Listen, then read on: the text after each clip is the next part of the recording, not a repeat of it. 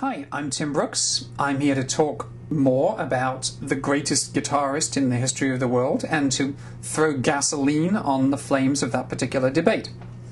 And today I want to talk about a subject that is really close to every guitarist's heart nowadays, namely gear. Who has the best gear? Who has the most expensive gear? Who has the newest gear?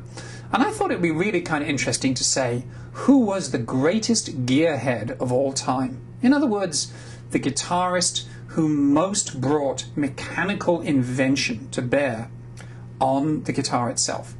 And so you may be thinking, ooh, Les Paul, and I'm thinking, ooh, not even close. So here's the story. In France, there's a long tradition of engineering and music.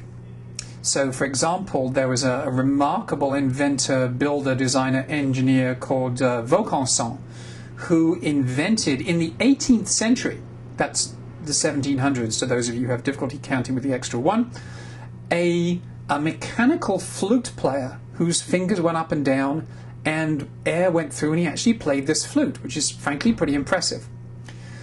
But 100 years before, 1664, in the town of Aix-en-Provence, there was a dude whose name was Allix, A-L-L-I-X. That's the only name I know him by. So Allix really was the first ever guitar gearhead, and possibly the greatest and most tragic gearhead. What he invented was sort of a robot guitarist. 1664, early days, pretty good. Nobody really knows what this thing or this person was or how it worked, but he created a dummy or mannequin or human figure of some kind. So clearly not a human being, stuffed with straw, who knows what. And this mannequin or figure had across its lap a guitar.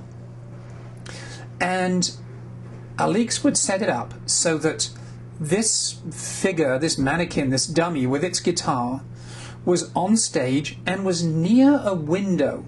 Now, we don't know the significance of this. Maybe the wind blowing in the window had something to do with moving a fan or turbine that made the thing move, or who knows what.